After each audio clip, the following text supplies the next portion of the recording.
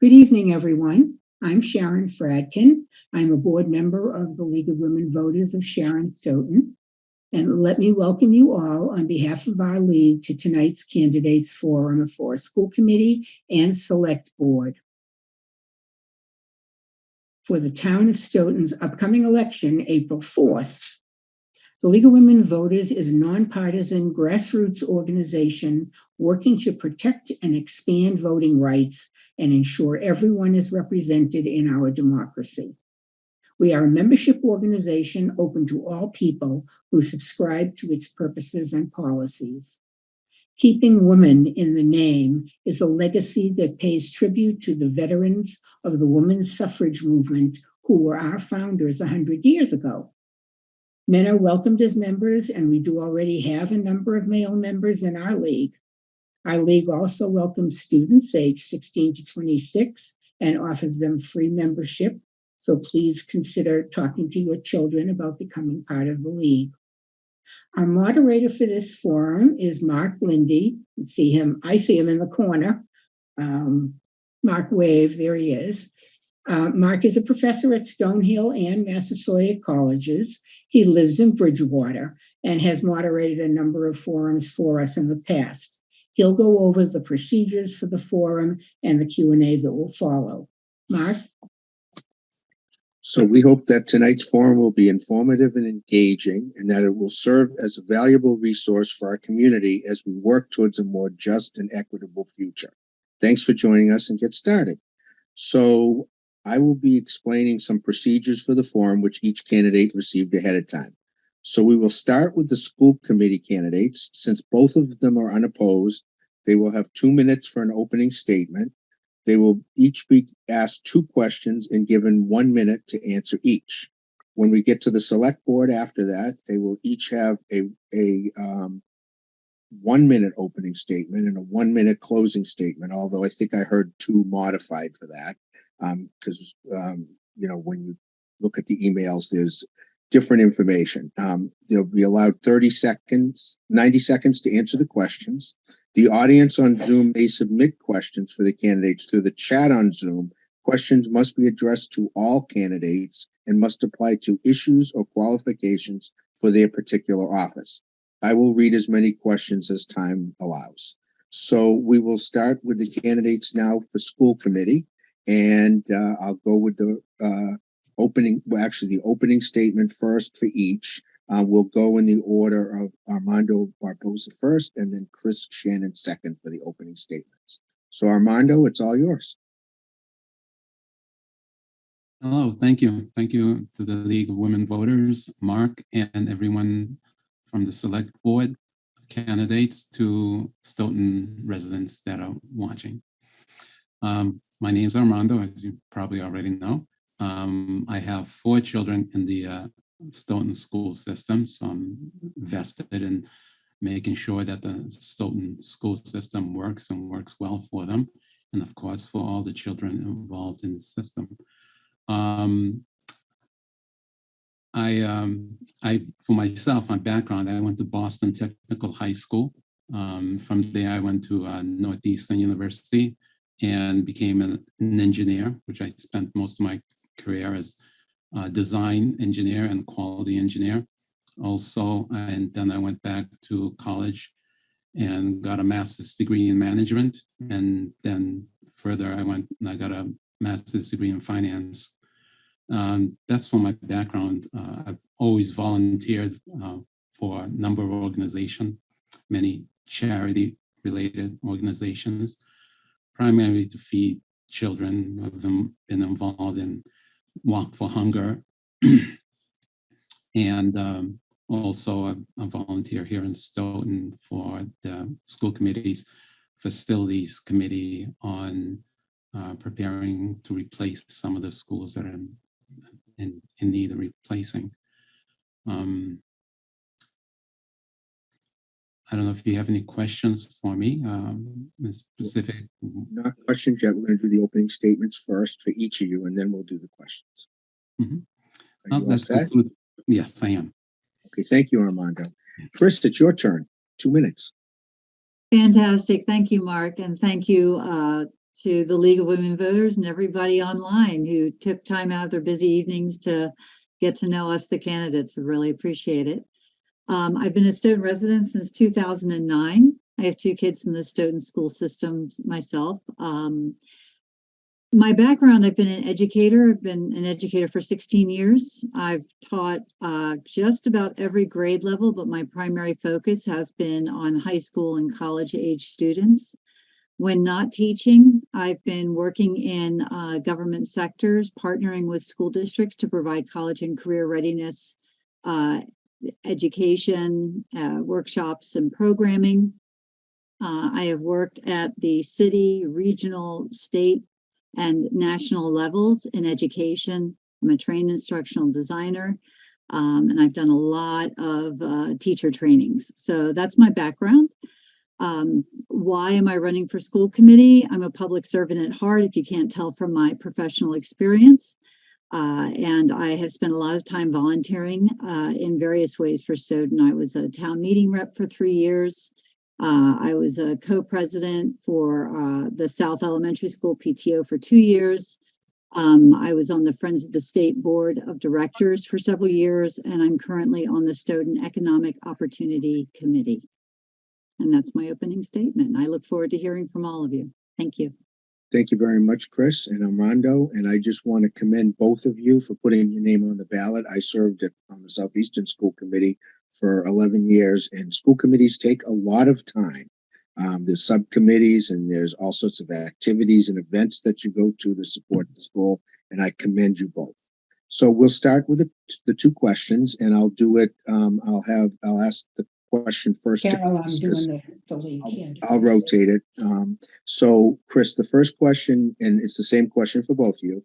In light of the restrictions being placed on schools in Florida and some other states, what direction would you envision for Stoughton schools around these same subjects? Examples are critical race theory, LGBTQ, plus vouchers for private schools, or no changes as things as they are now. Go ahead, Chris. In 60 seconds or less, huh? You don't like to ask loaded questions, do you? That's what I've been given, so I'm following the script. So first of all, I believe that whatever change happens needs to come from the staff. So I would not condone any changes unless the staff were 100% behind it. Our job is to support the superintendent and to support the staff. So that would be my primary concern. Secondary to that would be making sure that Stoughton is a welcoming community and making sure that our students feel welcome in the schools in which they go every day for education, for safety, and for social networks. Critical race theory is not, it's a lot of times confounded with education, but it's really not what teachers are trying to teach in education. They're simply trying to teach the history of our country and making sure that they represent that history accurately. So it's not necessarily critical race theory. LGBTQ, once again, just want to make sure that our schools are welcoming for all students. Vouchers are a whole other conversation that I feel would be for the next 60 seconds.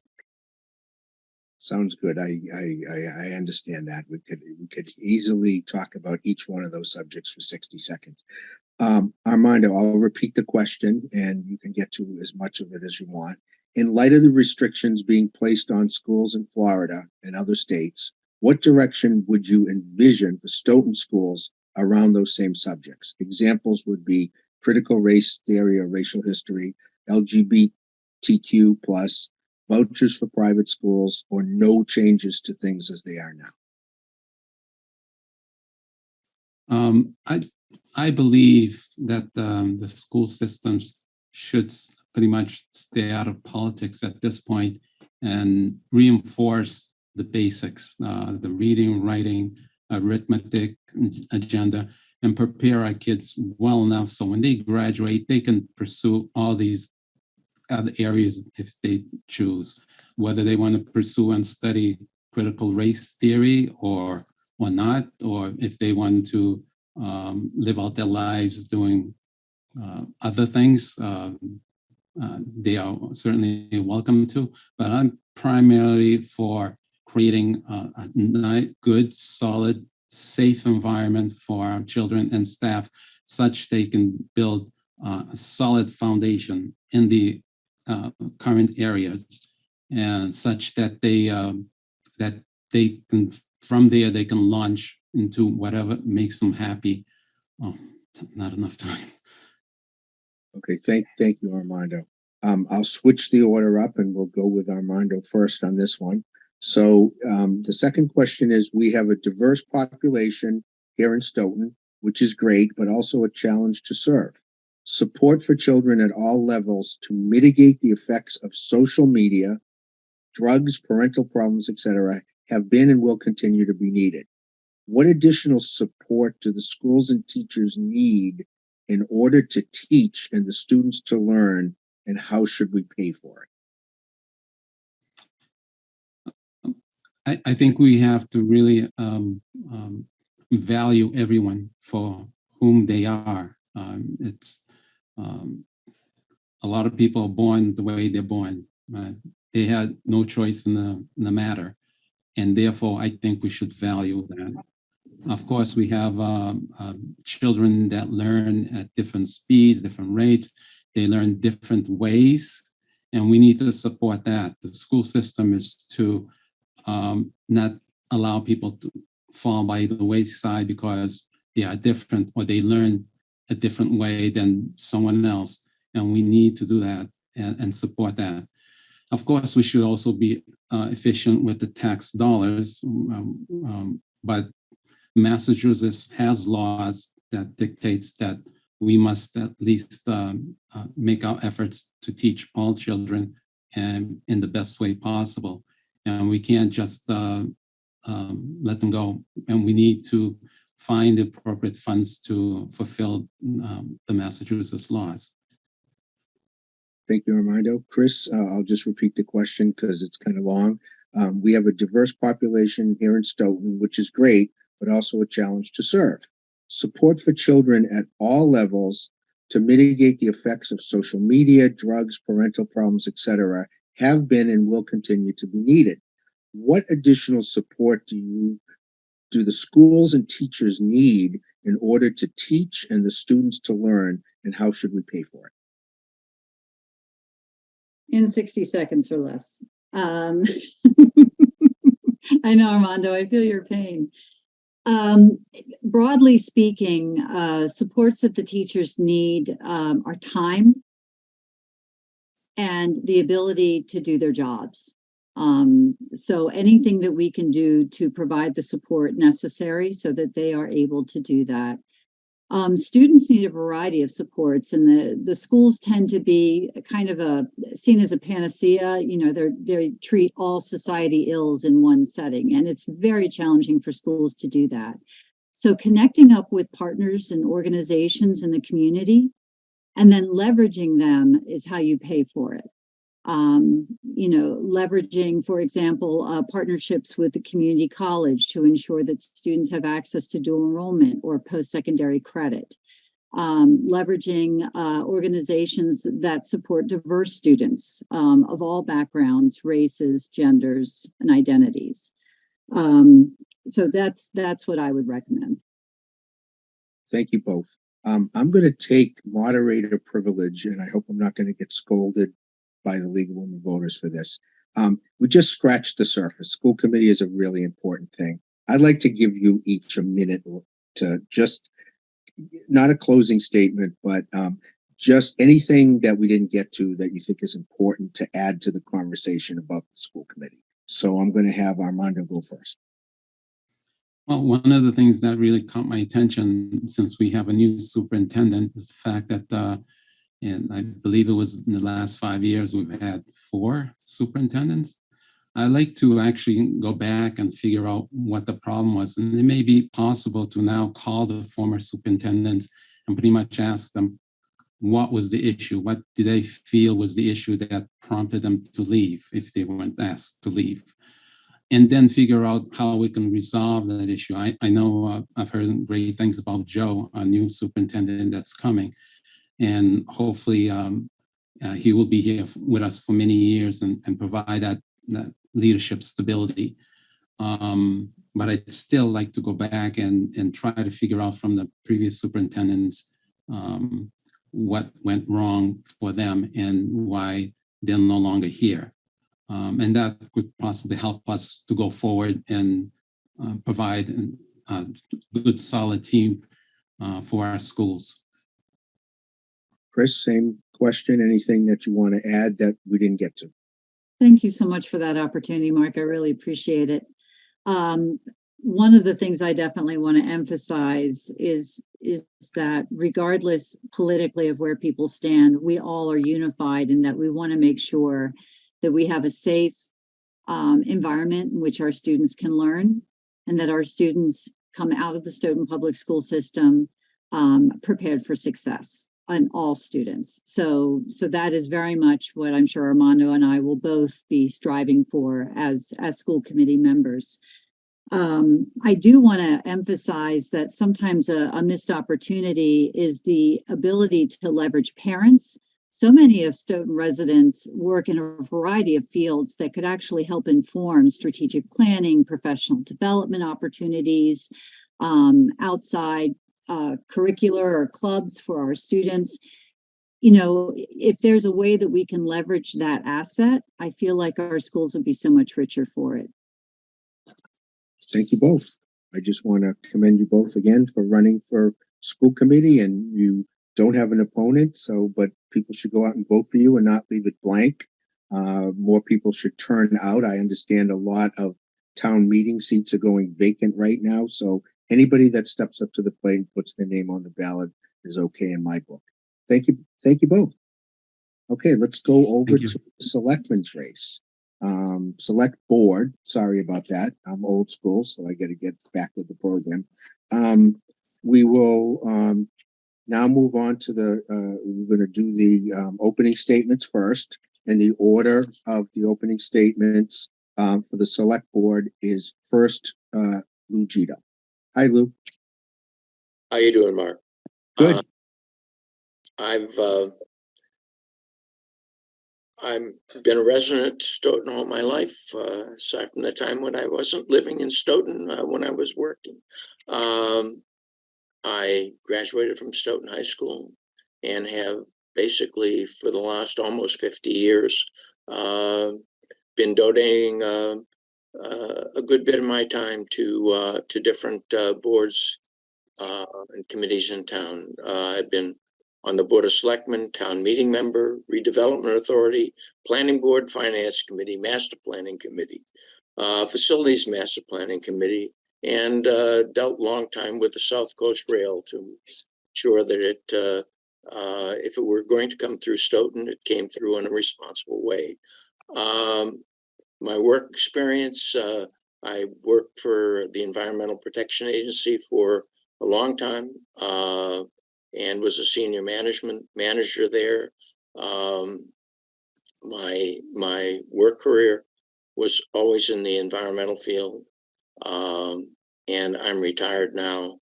And as you can see, I have what hair is left is sort of gray, but here I am.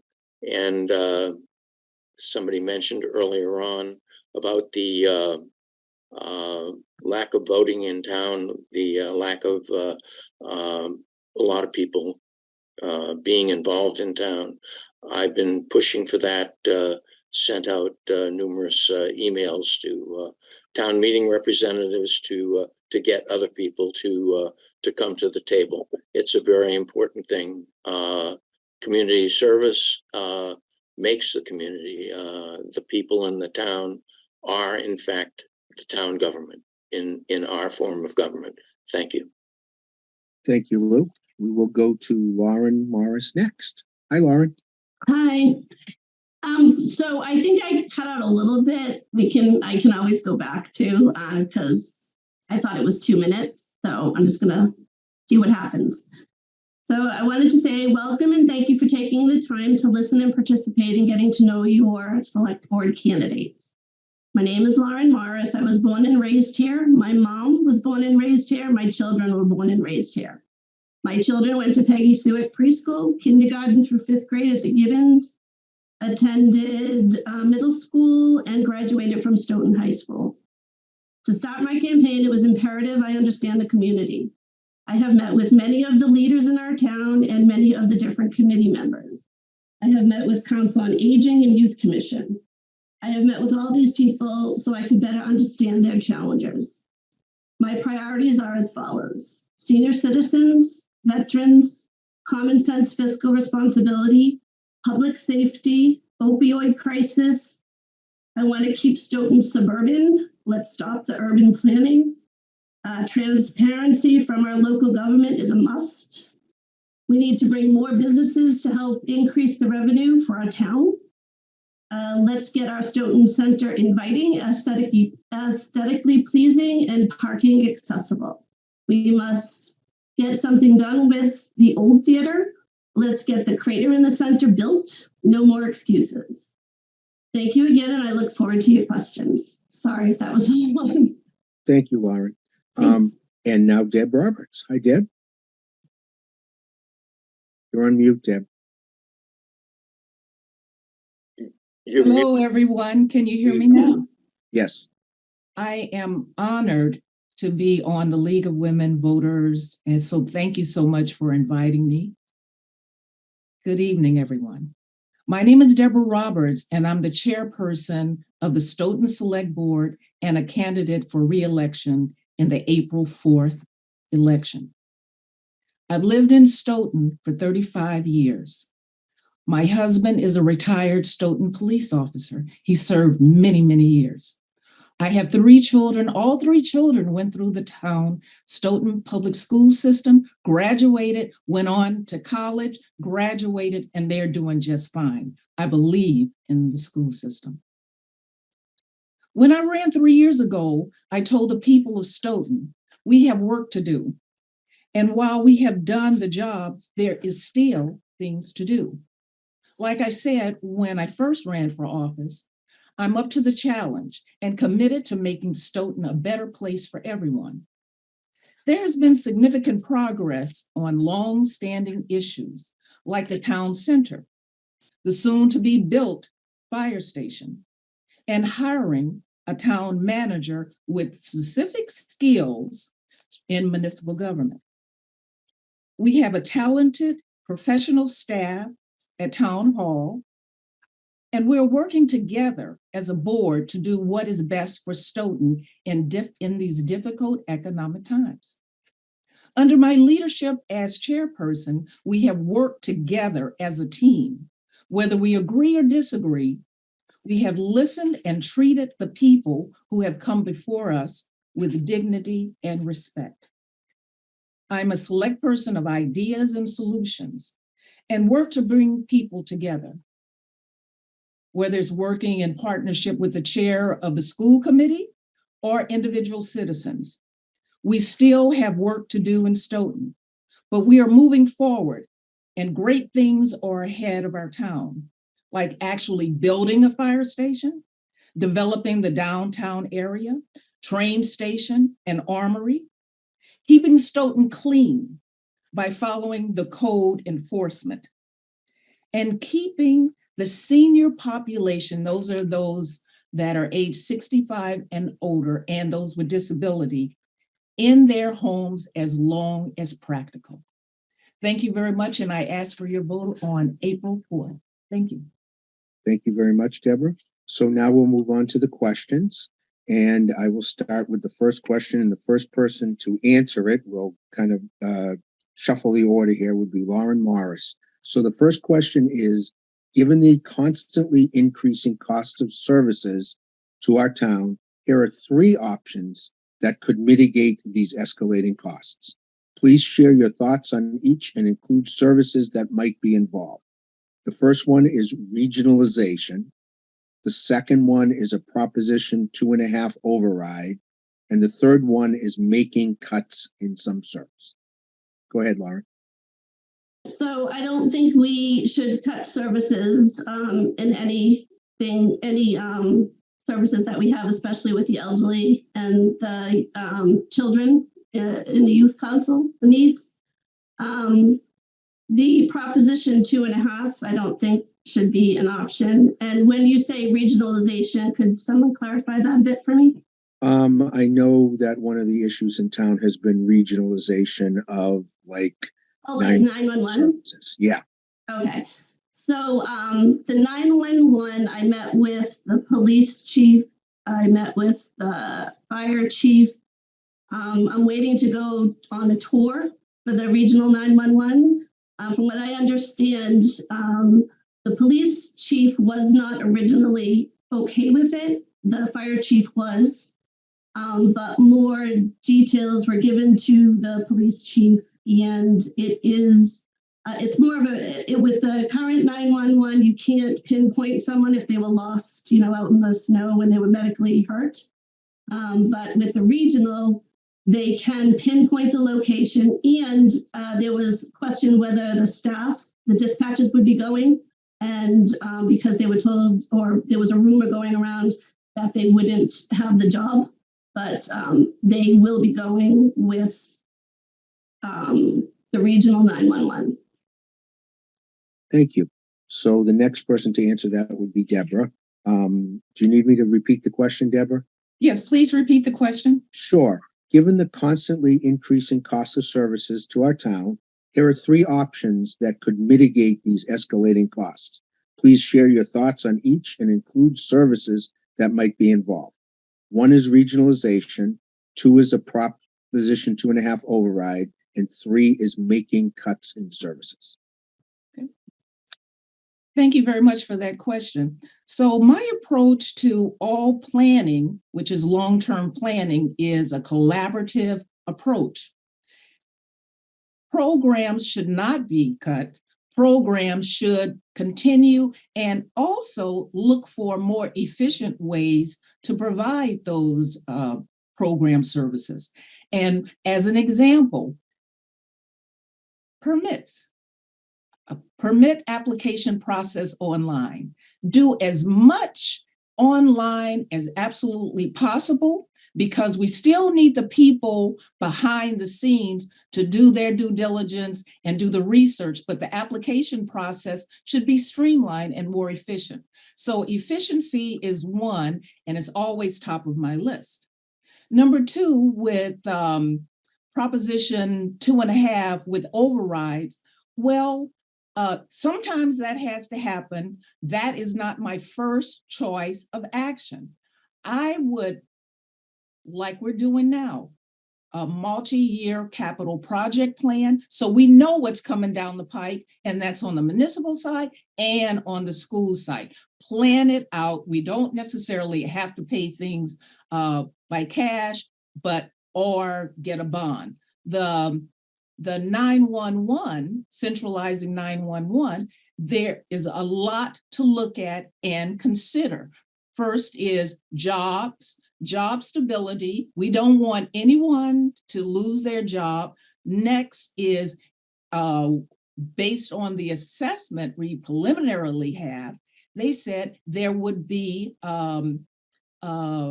a grant that's offered to us. So if you're strictly looking at from a funding source, from generating more revenue, well, that would be the way to go. But you always have to balance everything out. It's not always one way or the other. You have to assess the total situation before you make a decision.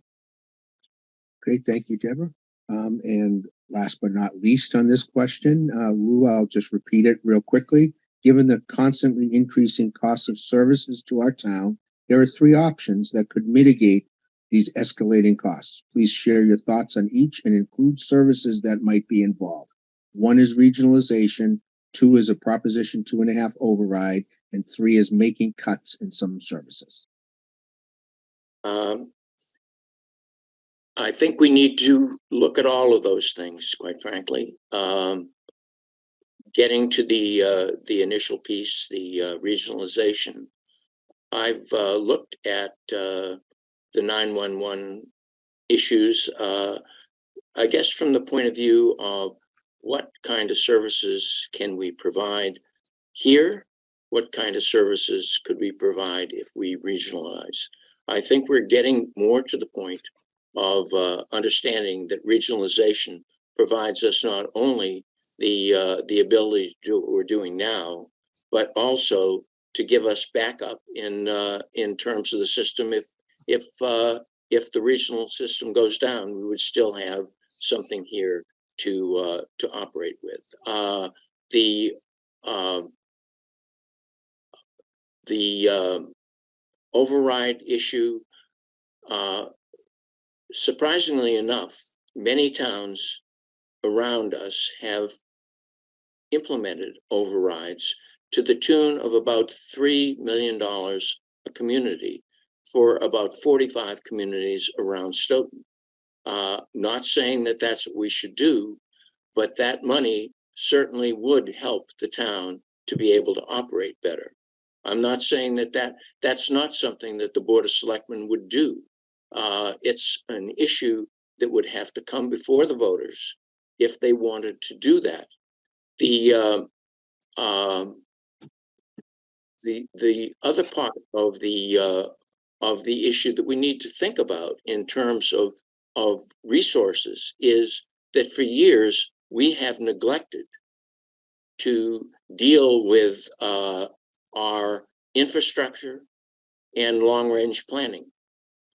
This year, we have a long-range plan. I've been working to get that to happen for all the time that I have been on the board. And I think if you were to ask anyone on the board, including the chair, she would probably hear that I have been doing that, and the town manager has addressed that as something that I've been working on.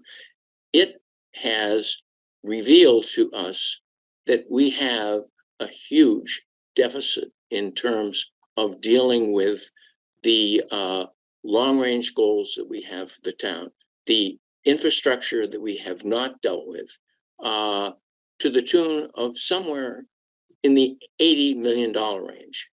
That's something that's a hard nut to crack, and it's something that we'll need to deal with over time. There's no question about it. Thank you very much, Lou. We'll move on to the next question, question 2. And the order for that one would be, I'm trying to look at my micro print here. We're going to start with Deborah Roberts, then we'll go to Lou, and then we'll go to Lauren. So this question is, some citizens have been made aware of elevated levels of PFAS in our well water, and Stoughton uses well water as much as possible. It appears we may need to invest in either a treatment facility for all wells or to utilize the MWRA more expensive but safer water connection we have. Which do you favor and why? And that question goes first to Deborah Roberts.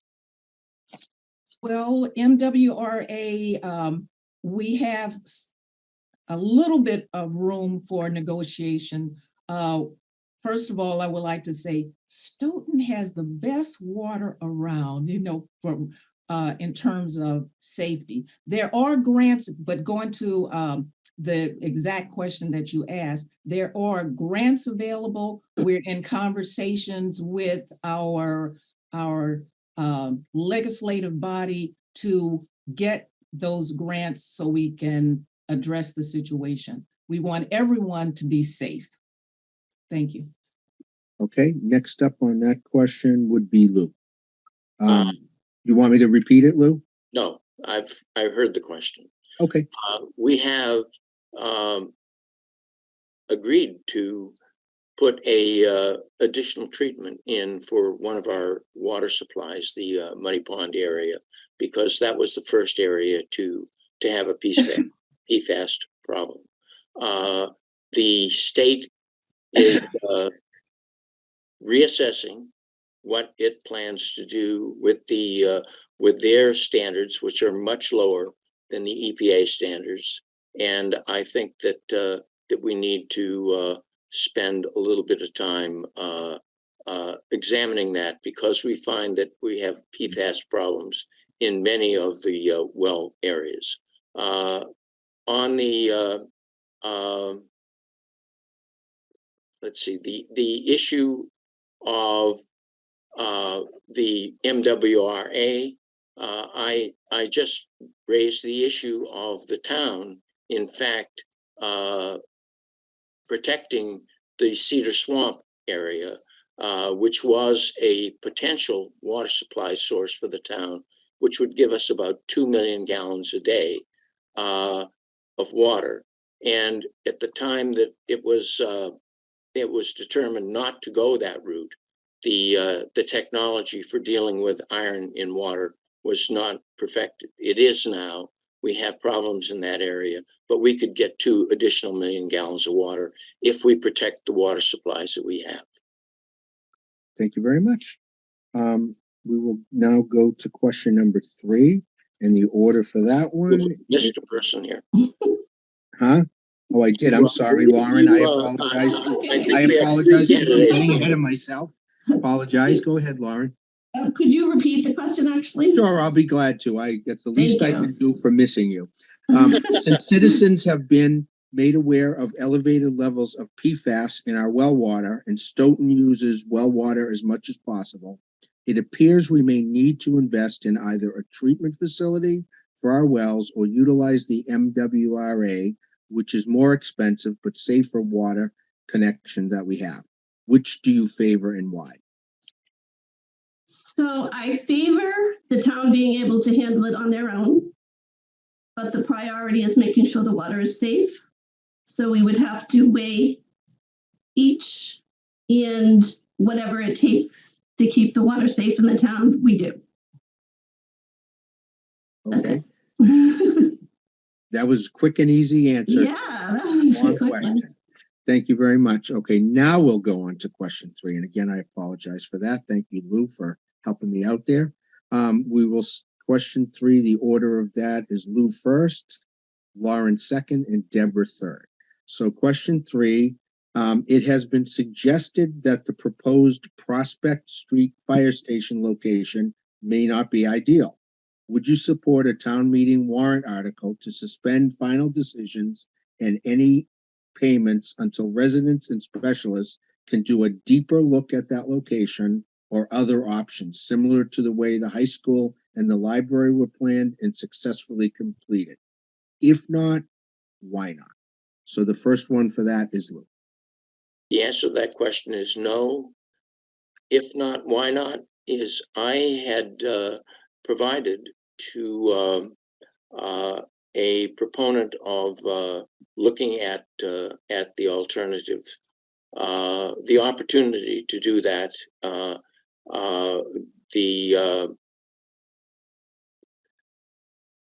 There was, I think, different readings of the letter that came from our attorney, indicating what things might be necessary, and it was a reasonable decision to not pursue that. By not pursuing it earlier on, however, it would now put off the construction of that fire station for a significant amount of time. And I think that we've been trying to get the fire station built now for about 20 years. And it's time to move on. The fire department feels comfortable that the work can be done, that they can work out of that location. And I think we should take them at their word. It's their responsibility to deliver the service. And the voters have had an opportunity to vote on it. They've had more than enough time to bring the item to town meeting's attention if they wanted to do something different. And that none of that happened. Thank you, Lou. Same question for Lauren. Do you need me to repeat it, Lauren? No. Okay. So I understand how the residents feel. There was a lot of questions, things done behind closed doors at times. So I get it. I understand where the residents are coming from. I met with the chief, the fire chief, and discussed, and he showed me everything. And then we had the March 20th meeting, public meeting, to answer any and all questions, and all the questions were answered. There is some still questions about whether or not the Park Street location was looked into thorough enough, but that's all behind us at this point. And I myself feel very confident after listening to the engineers and having my questions answered that the area is safe and that the residents will be taken care of well. And the fire chief also expressed that he's very confident with the location. So. Thank you, Lauren. Mhm. Deborah, same question. Are you good with the question, or do you need me to repeat it? Please repeat the question. Sure, glad to. It has been suggested that the proposed Prospect Street Fire Station location may not be ideal. Would you support a town meeting warrant article to suspend final decisions and any other payments until residents and specialists can do a deeper look at that location or other options, similar to the way the high school and library were planned and successfully completed? And if not, why not? Thank you very much for that question. So my response would be no. And the reasons for the no answer is because it has gone through a vetting review process. The engineers, they agreed that it was a good place for the fire station. The fire department, who I would consider the experts in the area, and they said it was suitable for them. I would rely on their expertise and the engineer's expertise.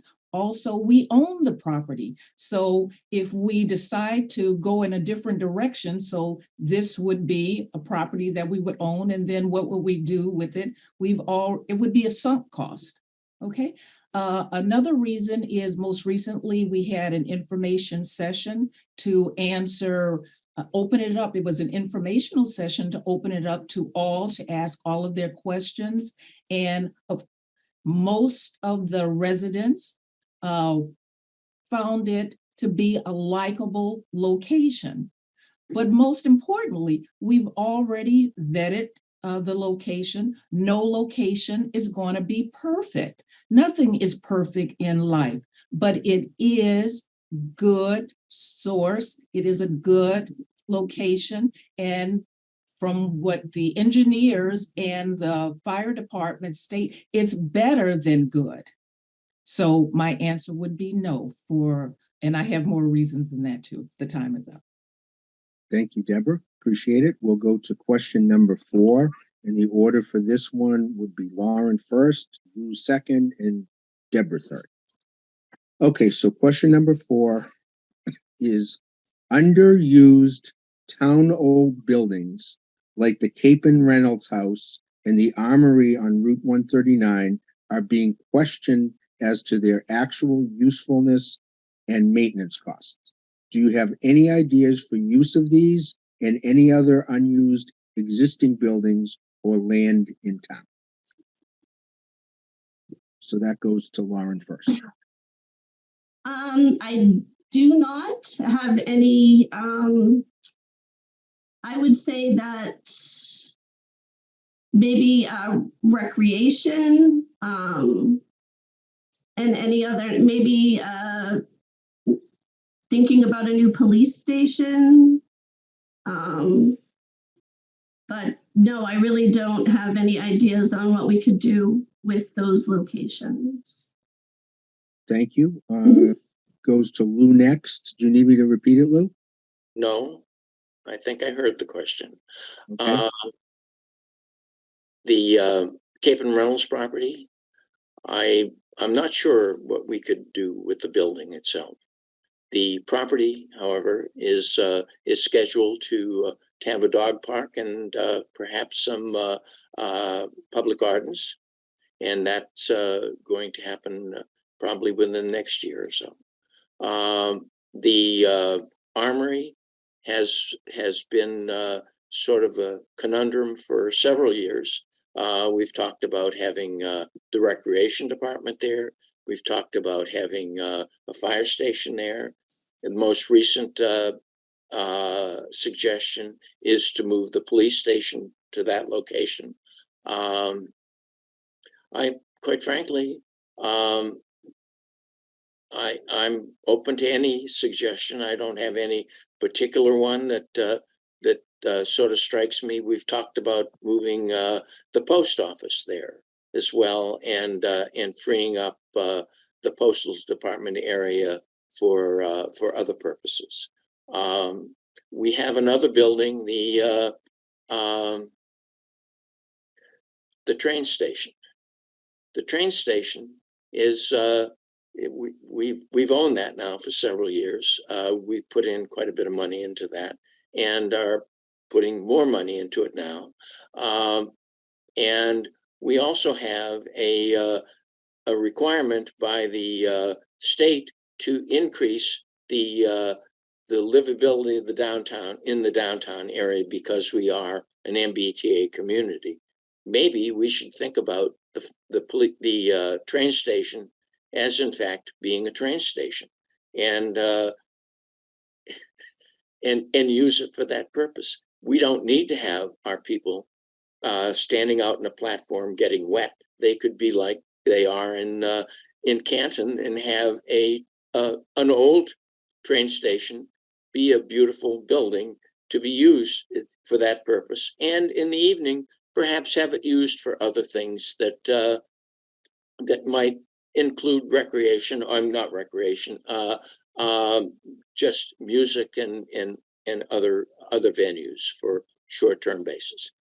That's Thank you. Deborah? Thank you very much. I would like to start by first saying I am a public servant, and I'm the voice of the people. And we have talked about the use for these buildings, including the train station, for many years. They're on the select board agenda for tomorrow. We need to take a vote and finalize it. For the armory, we have a couple. We've narrowed it down to two, possibly three ideas. We need to take a vote and move on. And the train station as well. So going back to the armory, have that as a potential centralized, have our 911 centralized. We are the leader. Stoughton is a leader. I can't see why we should not lead in that area as well. But if that doesn't work, then another option was to have it as a police station. But we need to decide on that as a group, which we have. The current select board has made some tough decisions, and we make those decisions well.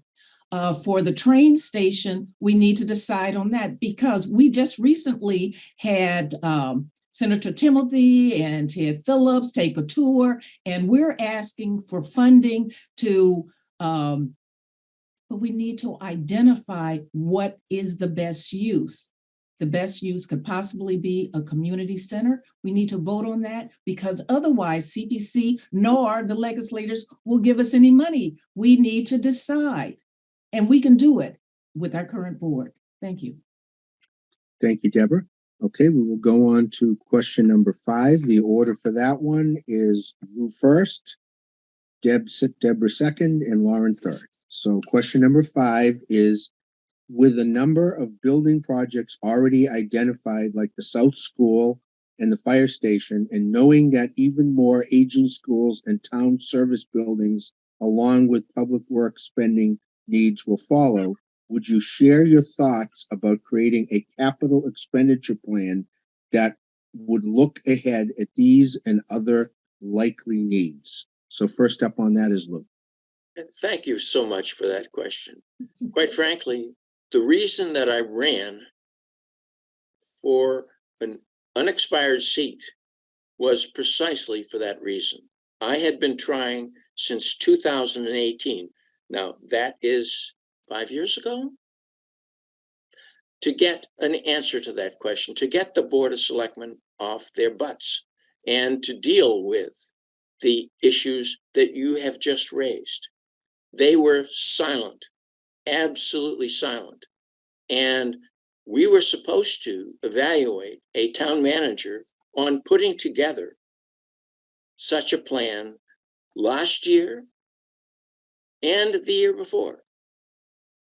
And for several years before that. It was part of the town charter, but the Board of Selectmen did not do that. We have been ducking the issue of the cost of doing business in the town for many, many years. I have, in fact, been working to get that issue resolved. Oh, the only one who's done that for a very long time. Thank you. Thank you, Lou. Same question for Deborah Roberts. Are you good with the question, Deborah? Yes, I am. The Okay. question of a multi-year capital project plan is right up my alley. I have over 20 years experience in finance. I have an MBA with a concentration in finance. I am actually the first vice president of the Massachusetts Municipal Association for the town of Stoughton. I'm a town meeting rep, gold town meeting rep. I believe we have to plan for our future. And we finally have a town manager that will do just that. Our current board worked together to develop the criteria, the skill sets that we were looking for to bring this to fruition. And with our current town manager, I think we have it. It has been presented, phase one, we just don't do everything at one time, but phase one was at our most recent select board member, and then we will continue through. And actually, it will be a standing agenda item every 3 months. So we can get updates on how it progresses, because a capital project plan is a living, breathing document.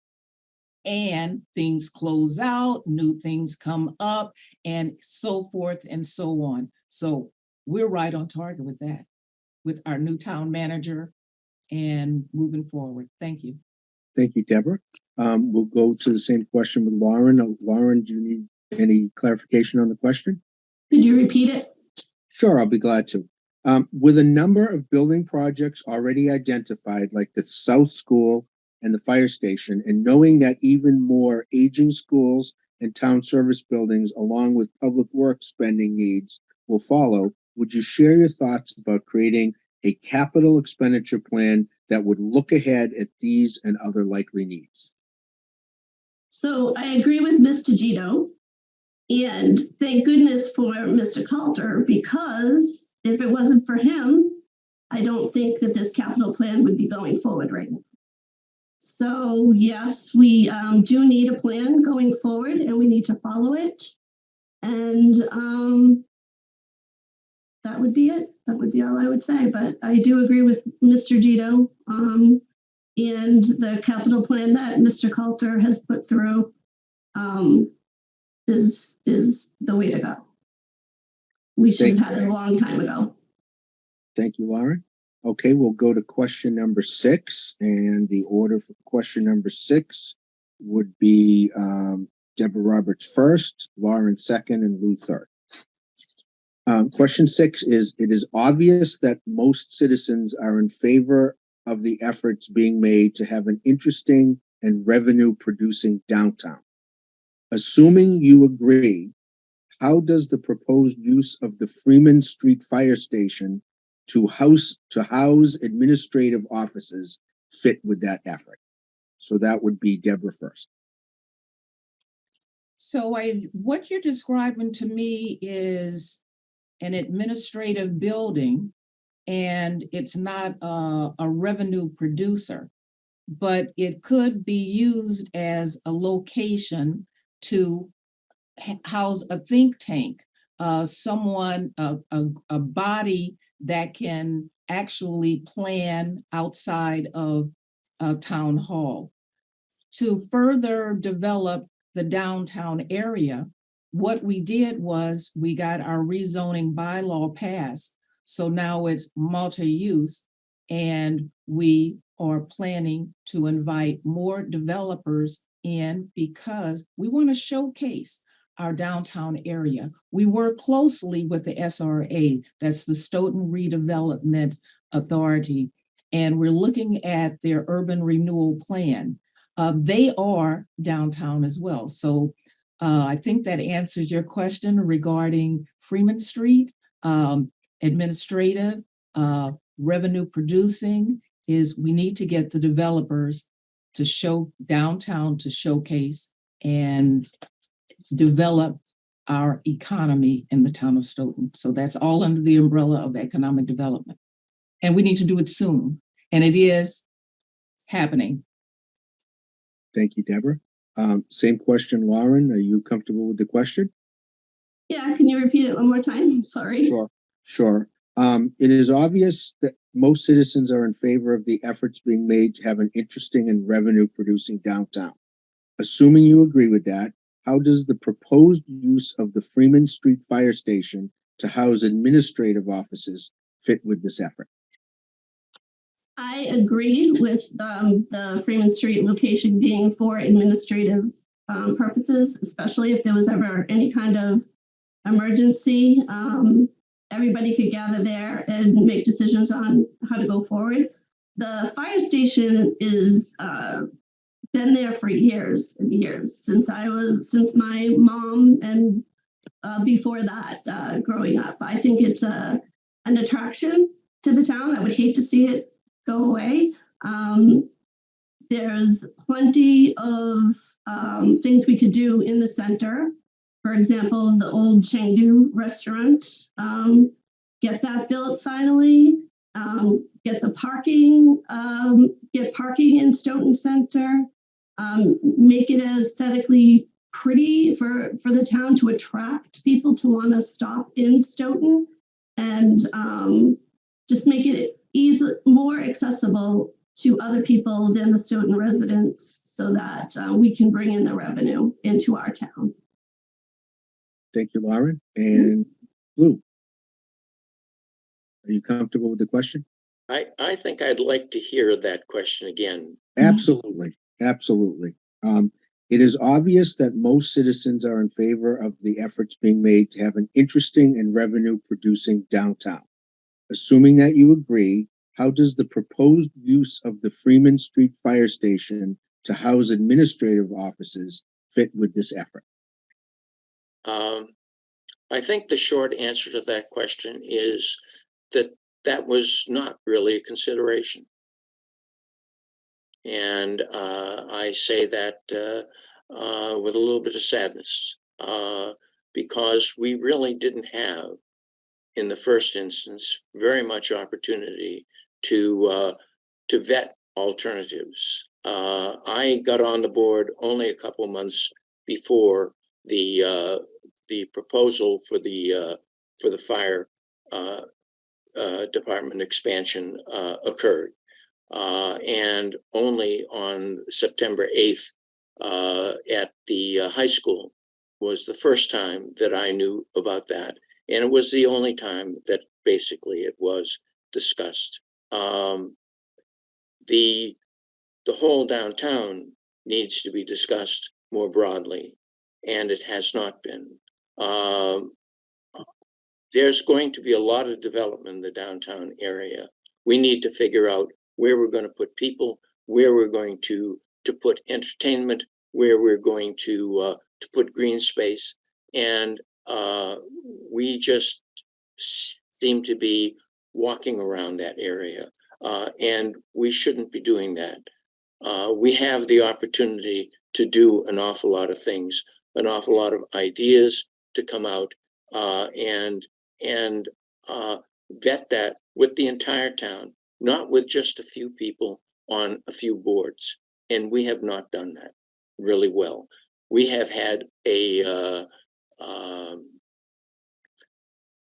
sort of a survey monkey where people really haven't had a chance to communicate with one another on what I would consider an extremely important issue.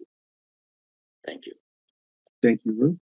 Okay, we will go to question number 7. And the first one for that question would be Lauren. Second up would be Deborah Roberts. And third would be Lou Gito.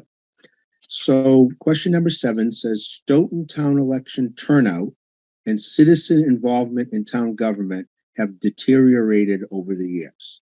Many citizens may be unaware of how to run, what positions are open, rules about filing nomination papers, applicable deadlines, how many town meeting seats are open in each precinct, which elections allow early voting, etc. In addition, absentee ballots for the last 5 election cycles have arrived too late to mail back without the residents spending their own funds to guarantee their ballot arrives in time to be counted. What do you suggest to solve some of these problems and to involve more citizens in Stoughton government? Lauren. I can answer for myself. Getting involved for the first time, it was really hard to navigate. I would recommend anybody just give Stephanie Carrara a call, the town clerk. She is very knowledgeable and personable, and she will answer any questions you have. I think we have to get more involved with social media and put it out there and reach out to the residents and educate them on how to do this, because I actually, for the first time, am running for the select board. I didn't know that you could also run for town meeting rep. So there's just so many different things about the local government that no one knows. And it is hard to get involved unless you know somebody that's in the local government. So I would say social media. I would say making phone calls to the residents to educate them because not everybody has social media. I would recommend mailings going out. There's so much you can do to educate people in this town. Thank you, Lauren. It is quite the landmine to run for. It was not easy. My town too. Okay, so next on question 7 would be Deborah Roberts. Deb, you need me to summarize or? Well, I think I pretty much understand how do you get more citizens involved. And it is a complicated process, but just like any other problem, you have to chip away at it. And I believe, in my view, it starts with communication, advertising what's happening, keep making sure people are informed, like with this current election, April 4th, as I talk to citizens, they say, well, they didn't even know an election is coming up. At times past, they used to have the big billboard in the center of town, electronic billboard. Well, they're going to put that up again. Also, that the website now, the town's website was underdeveloped compared to other towns, so it was difficult to navigate. And now they have just developed and implemented a new website. We now have a town manager that is doing a little more communication and information sharing with the citizens by using social media a little bit more. And I believe the people on the select board, need to take ownership as well and pass the word of what's going on, utilizing SMAC more to share information. You have all of these different methods, so better utilize those methods to communicate and train people. How about being a mentor to someone? Be a mentor, choose someone, an age group, start them in high school, and get them involved and have someone shadow you. I think that would be just a great thing to start at ground zero and mentor someone up to be the chairperson of the select board or on the select board or be a town meeting rep. So let's mentor people to do that. Thanks, Deborah. Lou, same question. Oh, sure. Give it to me again. Okay, so it was a fairly long question. I'll try to summarize it a little bit. Stoughton town election turnout and citizen involvement in town government have deteriorated over the years. Citizens don't really know how to run, what positions are open, rules about filing, nomination papers, deadlines, how many town meeting seats are open, election, early voting, absentee ballots. What do you suggest to solve some of these problems and involve more citizens in Stoughton government? I raise this issue each year at the Board of Selectmen's meetings, indicating that the time to get papers in for various boards is a few months or weeks away. I believe I'm pretty much the only one that's doing that.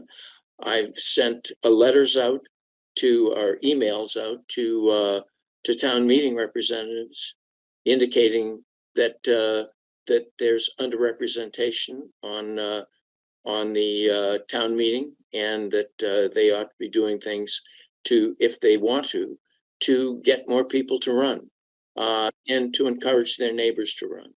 I've been on a SMAC program recently, indicating that the citizens of the town, the citizens, all of the voters, are in fact the government, and the town meeting members, each town meeting member represents about 220 people in the town. They should run to represent the town, to vote on articles in the budget, for laws and so on that happen at town meeting. And the only thing that happens in terms of putting money on the line occurs either at town meeting or by having the citizens themselves go to the polls and have a debt exclusion, an override, or whatever. When we had the debt exclusion for the fire station and for the high school, that had to be approved by the voters in the town. We need to inform the voters as to what's going on in town. Before the Board of Selectmen, indicated to the board, not at a meeting, but as in Selectmen's comments, indicated that the website was not very good, and indicated that Easton had a good website. Fortunately, the acting town manager and our IT director took me up on that, and in fact, on their own, put together an improvement in the website, and that is going on right now. And it's been going on for about a month. It took a few months to get it to operate, but only if we allow the citizens to know what's going on, to put on reports and of financial information and other things that are available to the town, but not to the town citizens. If we don't put those things up, then people don't know what's going on. If they do put them up, then in fact, they can follow progress. And that's what we need to do in order to get people to be involved. We have to let them know what's going on. Thank you, Lou. Okay, so we're pretty much at close to the end, and I'm going to blend these two questions together, and I'm going to ask if we can give 2 minutes to the question. Okay, so the one I have written down plus the one that Eric Coleman submitted in the chat. So the question that was written down is, would you favor a charter commission to look into possible changes in Stoughton town government? And piggybacking on that, should we consider going to either a city form of government or an open town meeting? So I will start that one with Deborah Roberts. There are pros and cons to changing our form of government. One is known, one is unknown. So would I be proactive, or would I proactively vote yes to form a charter commission? And the answer would be yes, because I'm always in favor of more citizen involvement, doing the research, the groundwork, so we can understand the pros and cons. Maybe looking at what Randolph did, the city of Randolph. But I really like the approach of having town meeting reps have a say and they stay involved in the process. But if that's not happening, as our reports and our statistics show, maybe it is time to look at another form of government, but not as a knee-jerk reaction, but as a thought-provoking, logical way of doing it. And maybe, just maybe, a hybrid, not an all or nothing, just a hybrid to, but we need to do our research to see what the body of government really wants. So thank you very much for asking that question. Thank you. And we'll go to Lou with the same question, basically asking about favoring a charter commission to look into possible changes in Stoughton town government and whether we should consider going to a city form of government or an open town meeting.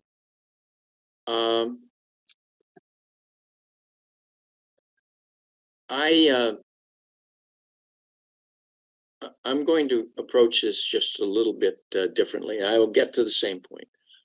When I ran this last time, I said I was going to have adult conversations with people. I'm not trying to avoid answering questions, and I think I've been pretty direct in terms of answering the questions that you've asked. I believe that we need to look at other forms of government. I think we need to talk about what they are. And I think we need to involve the people in the town as to what they think that they might like to have. And then if they think that they might like to have that a change in government, that in fact we should embark on that with seriousness and purpose to change the government, but to do that after thinking about what the pros and cons are of what we have. So I would not just go out next week and say, oh, we need to have a charter change committee established. I think we need to have a discussion about that. I think that when we have a website, when we have the opportunities to talk with one another as human beings, we can come to conclusions that make sense for the community, that don't divide us, but to pull us together. And that's what we need to do. We need to try to bring all of the ideas forward and get to yes, not get to, well, I'm on this side and I'm on that side. That's not terribly helpful. And that is something that Stoughton has done for too long. And if we're going to be a successful community, we have to have a different approach. And I think that the town manager is setting an example of that approach, to be able to have open and truthful dialogues about issues. That's the only way that you have a successful community. A community means pulling people together. A community is different from just having a town government. It really is an expression of the town's interests. Thank you, Lou. And Lauren? So I think the way our current local government is structured is the way it should be. I do think we need to pull the people and get the people more educated on the local government. And if we do that, I think more community will be involved, will go to the meetings, will get involved, the discussions will occur. and we can have a great relationship and it can work. It has in the past, and I think that it can going forward. I think there is some change that needs to happen, and the select board should be part of making that happen and getting the community involved. And I do agree about the town manager and what he's doing with the public meetings that he's proposed and set up. I think that's a great start. So I'm happy with the way the local government is. I just think we need to have more involvement with the town. The residents have to have more of a say. Thank you, Lauren. Appreciate it. And I just want to let you know that I think Stoughton is very lucky to have 3 very good candidates running for 2 seats. Voters have to make a choice in the April election. But let's go to closing statements at this point. In the order, it's the reverse order that we started with. The first person to do the closing statement would be Deborah Roberts. Go ahead, Deb. Thank you, League of Women Voters, for holding this important debate so we can all inform the residents of what we want to accomplish on the Stoughton Select Board. I also thank Lauren and Lou for participating and sharing their thoughts and ideas for our town. I wish them well on Election Day and on the campaign trails. It isn't easy to run for public office these days, and I appreciate anyone who steps up to help their town. We need to have involvement of our citizens in our government. That's why I'm urging you to get involved any way you can, whether it's running for town meeting rep or on our boards, commissions, and committees.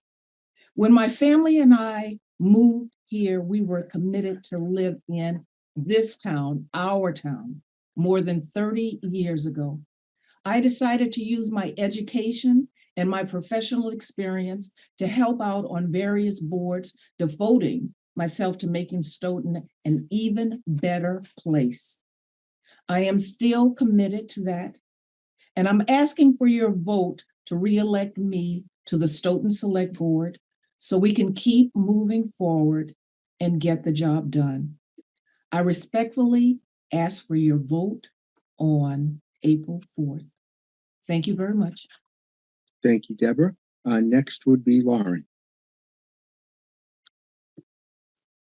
So I respectfully ask for the Stoughton residents' vote. I want to thank the League of Women Voters for having this meeting tonight so that everyone can get to know us. The only agenda I have is change. We need to move Stoughton forward. I am new to getting involved in local government, and sometimes experience is not the answer. New, fresh perspectives and ideas are. So I hope that Stoughton will vote for me, and I am looking forward to making a difference in the town. Thank you. Thank you, Lauren. And Lou, your closing statement. I guess a lot of people have had a chance to observe my my activities over the last 50 years, and I've been pretty direct here in trying to answer your questions. I said that I was going to have adult discussions, and I think that that's what we need. We don't need platitudes. We need work, and we need to have focus. And I've been trying to do that. I've been trying to do that in a lot of environments for a long time. If you'd like to see me sitting in one of the big chairs, vote for me on April 4th. If not, then vote for other people. It's fine. That's your job. Do your job. Just get out and vote. Thank you. Thank you, Lou. And that's my reminder. The election is next Tuesday, April 4th. Polls are open throughout the day. And just remember, people fought and died for your right to vote. Turnout should not be 4% or 5%, like is the norm in elections in different towns in the area. I always say, where's the other 95%?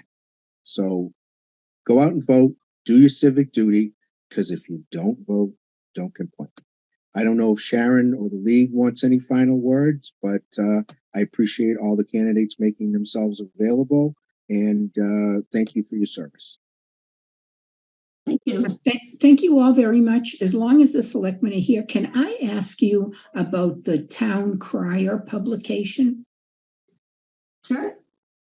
Is it available to all residents, and how can they see it? Because at least it lets people know the things that are going on. It's online. Yeah, but On the I don't think website. most people know about it. I mean, I know about it. It's really great. The town crier is excellent. It's on the website, and they also post on Facebook. And another option is to get on the distribution list. Once upon a time, that information, that town crier was pushed out to those on the distribution list. So call Reggie or Mr. Coulter and see if you can get on that list. Just so you understand, guys, it's a free publication and it just comes online. So, do follow through, because at least you'll know what's happening in town. Thanks. Thank you all so much. And thank you, Mark. We really appreciate it. Don't forget to vote. Thank you very much. Bye-bye. Go vote. You. Thank you. Good night. Good Good night. night.